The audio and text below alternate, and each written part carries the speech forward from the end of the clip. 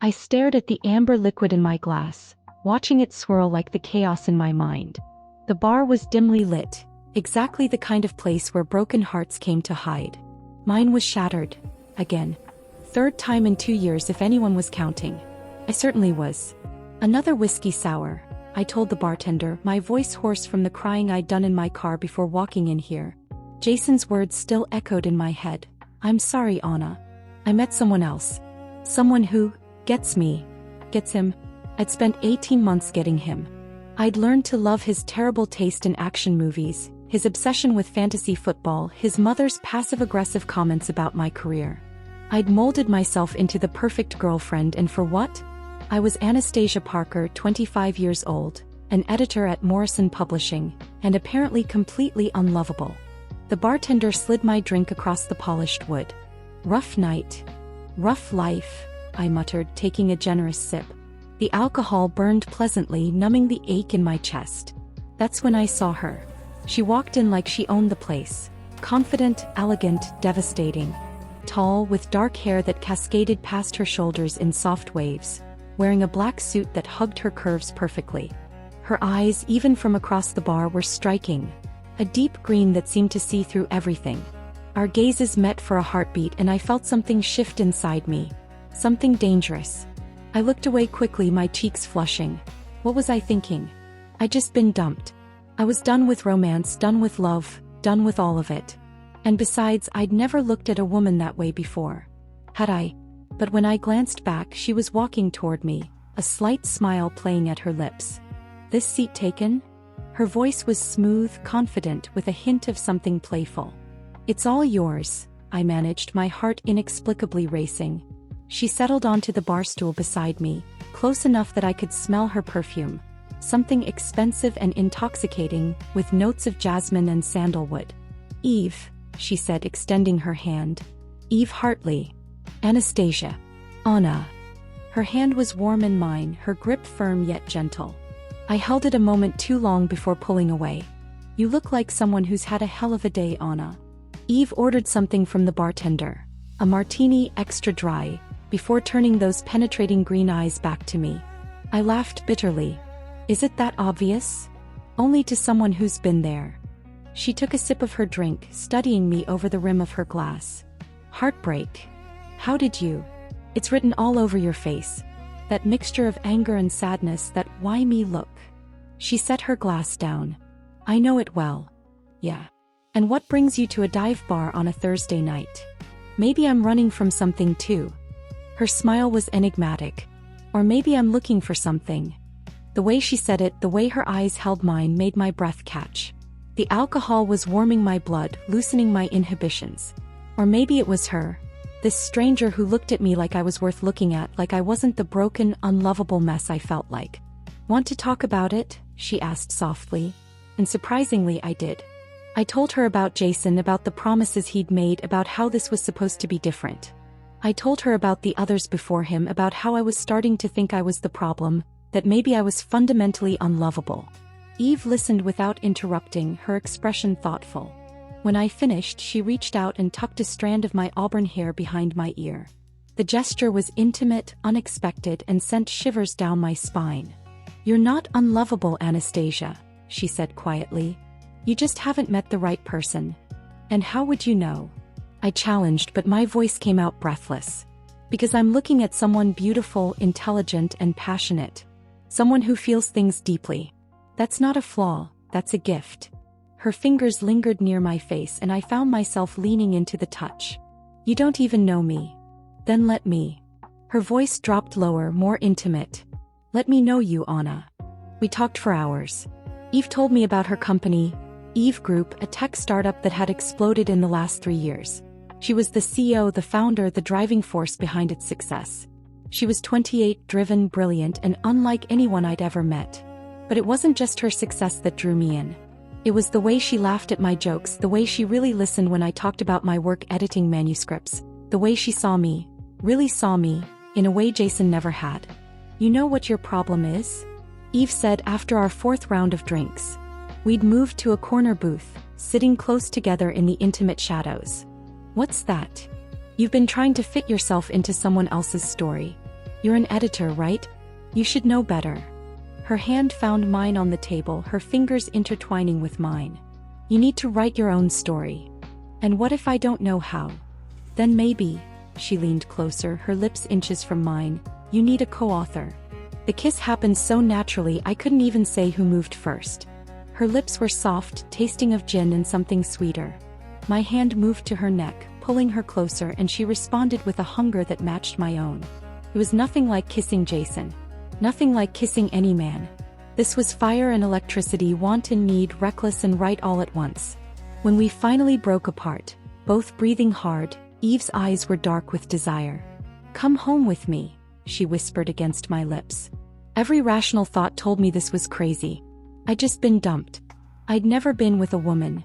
I didn't even know her last name. Wait, yes I did. Hartley. Eve Hartley. You have reached this point. Please subscribe for more. Thank you. But rationality had gotten me nowhere. Caution had left me heartbroken and alone. Maybe it was time to be reckless. Yes, I breathed. Eve's penthouse was stunning. Floor-to-ceiling windows overlooking the city, modern furniture in blacks and whites, art that probably cost more than my annual salary. But I barely noticed any of it because the moment the door closed behind us, she was kissing me again. We stumbled toward her bedroom, shedding clothes along the way, hands exploring newly exposed skin.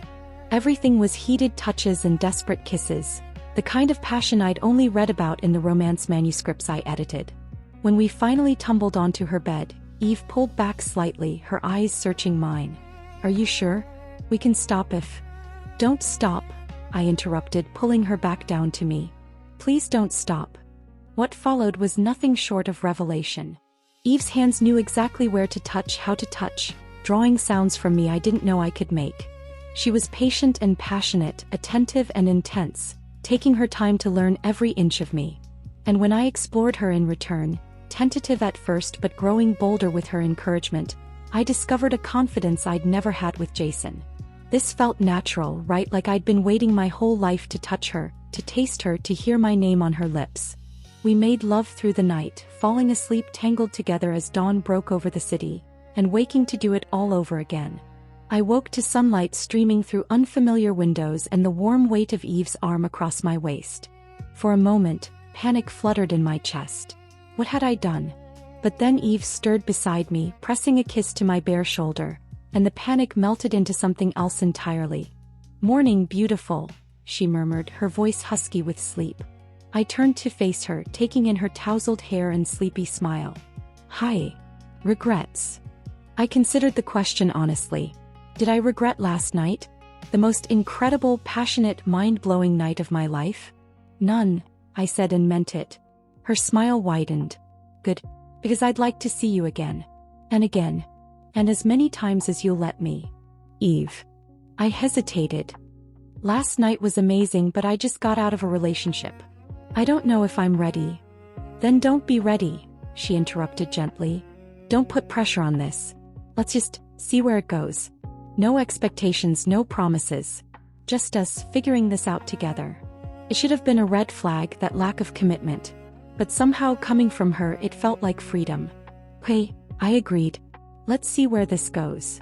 The next 3 weeks were a blur of stolen moments and secret nights. Eve would text me during the day, sometimes sweet messages, sometimes flirty ones that made me blush at my desk. We'd meet for dinner at quiet restaurants, take long walks through the city, spend nights at her place or mine, learning each other in every way possible. I'd never felt this way about anyone. With Jason, love had felt like work, constant effort to be what he needed. With Eve, everything was effortless. She loved my quirks, my passion for books, my tendency to talk with my hands when I got excited. She challenged me intellectually, made me laugh until my sides hurt, and touched me like I was precious. I could get used to this, I murmured one night, lying in her arms after another incredible evening together. Used to what? This. Us. I propped myself up on one elbow to look at her. I know we said no pressure, but Eve, I'm falling for you. Hard. Her expression softened and she cupped my face in her hand. Anna, I've been falling for you since the moment I saw you in that bar. I just didn't want to scare you off. You couldn't scare me off if you tried. Be careful what you promise, she said, but she was smiling as she kissed me. It was supposed to be a simple lunch. My friend Marcus had been bugging me for weeks to meet up and I'd finally agreed. We met at a cafe downtown and I was gushing about Eve, careful not to mention her name since I wanted to keep this private a bit longer, when Marcus suddenly went pale. Anna, please tell me you're not talking about Eve Hartley. My stomach dropped. How did you know her last name? I didn't. Because she's Jason's new girlfriend. Marcus pulled out his phone, showing me Jason's Instagram. There, in several recent photos, was Jason with his arm around Eve. My Eve. The woman I was falling in love with. The cafe spun around me. I felt sick. When did he start posting these? I asked, my voice barely above a whisper. About a month ago. Right after he broke up with you. Marcus looked at me with pity. Anna, I'm so sorry. Thought you knew. I thought that's why. But I was already standing, gathering my things with shaking hands. I needed to get out of here. I needed to think. I needed to confront Eve. I showed up at Eve's office unannounced, my emotions a volatile mix of rage, betrayal, and heartbreak. Her assistant tried to stop me, but I pushed past her into Eve's corner office.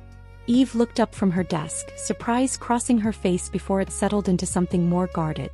Anna. I wasn't expecting. Jason. I cut her off, my voice sharp.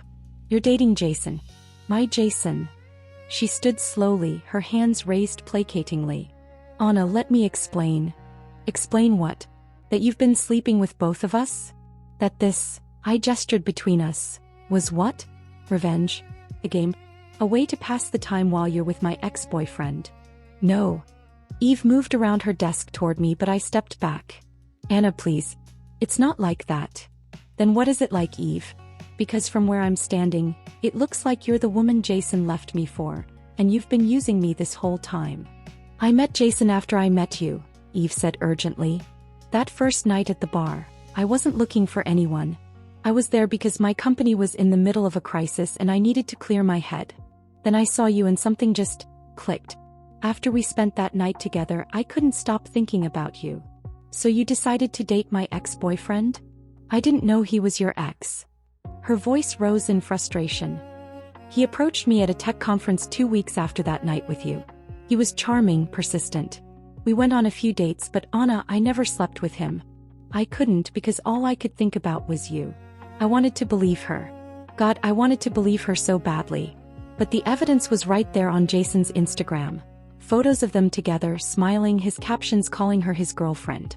The photos are fake. Well, not fake, but misleading. Eve ran a hand through her hair. Jason has been pushy. We went on 3 dates and I told him I wasn't interested in anything serious. But he started showing up at my office telling people we were together. I should have shut it down harder, but I was trying to be diplomatic. He's connected in the tech world and I didn't want to make an enemy. You expect me to believe that? I expect you to trust me. She took another step closer and this time I didn't back away. Anna, you said you were falling for me. Did you mean it? Yes, I whispered, tears burning my eyes. But that was before I found out you're with Jason. I'm not with Jason. I haven't been with anyone but you since that first night. Her hand came up to cup my cheek, her thumb wiping away a tear that had escaped. You want to know the truth? I ended things with Jason, such as they were, 2 days ago. I told him I was in love with someone else. I told him I was in love with you. My breath caught. You did. I did. I was planning to tell you tonight, actually. I was going to ask you to be my girlfriend officially. No more seeing where this goes. I want a future with you, Anna. A real one. I wanted to give in, to believe her completely. But doubt still gnawed at me. How do I know you're telling the truth? How do I know you're not just saying what I want to hear? Eve pulled out her phone, scrolling through her messages before handing it to me. Here. Read them. I took the phone with trembling hands and saw a text thread with Jason. The messages were one-sided from his end, increasingly desperate attempts to see her, to which Eve had responded coolly, then not at all. The final message from her, dated 2 days ago, was clear. Jason, I've been trying to let you down gently, but you're not listening. I'm not interested in a relationship with you. I'm in love with someone else. Please respect that and stop contacting me. Below that were several angry messages from Jason that Eve had left unread. He's been harassing me since then, Eve said quietly. I was going to get a restraining order if he didn't stop. Anna, I know this is complicated and messy, but I swear to you, my feelings for you are real. You're not a game or a distraction. You're everything I've been looking for without knowing I was looking. I handed her phone back, my mind reeling. Could I trust her? Could I take this leap? Looking into her eyes, those beautiful green eyes that had captivated me from that first moment, I saw nothing but sincerity and love. I'm scared, I admitted. I'm scared of getting hurt again. Of being wrong about you. I'm scared too, Eve confessed. I've never felt this way about anyone. You terrify me in the best possible way. But Anna, I'd rather be terrified with you than safe without you. She moved closer until we were barely a breath apart. Give me a chance to prove it to you. Give us a real chance without secrets or doubts. Let me show you that this is real. I searched her face looking for any sign of deception, any hint that she was playing me. But all I saw was the woman who'd made me laugh again after Jason broke my heart. The woman who'd shown me what real passion felt like. The woman who'd made me believe I could write my own story. Okay, I whispered. One chance, Eve. Don't waste it. Her smile was radiant as she pulled me into a kiss that felt like a promise. When we broke apart, she rested her forehead against mine. I won't, she vowed. I'm going to spend every day showing you that choosing me was the right decision. 6 months later, I closed my laptop with a satisfied sigh, having just finished editing a particularly challenging manuscript. Across the cafe table, Eve was reviewing contracts on her tablet, her brow furrowed in concentration. Done, I announced, and she looked up with a smile. Me too. Ready to go home. Home. Our home. We'd moved in together a month ago, and I still got a thrill every time one of us said it. As we walked back to our apartment hand in hand, I reflected on how much my life had changed. Jason had eventually stopped his harassment after Eve did get that restraining order. I'd heard through Marcus that he'd moved to Seattle for work, and I wished him well, from a distance. My relationship with Eve had only grown stronger. We'd had our challenges. Learning to live together, navigating our different schedules, the occasional argument about whose turn it was to do dishes. But through it all, we'd grown closer. What are you thinking about? Eve asked, noticing my contemplative expression. Just how wrong I was, I said. That night at the bar, I thought I was done with love. I thought it wasn't meant for me. And now? I stopped walking, pulling her close. Now I know I was just waiting for the right person. For you. Eve kissed me softly, sweetly, there on the busy sidewalk with people streaming past us. When she pulled back, her eyes were bright with love. You know what, she said. I think we should write a book together. About second chances and unexpected love. A love story? I teased. The best love story, she corrected. Ours. And as we continued toward home, I knew she was right. This was the story I was meant to write. Not alone, but with her, one beautiful chapter at a time.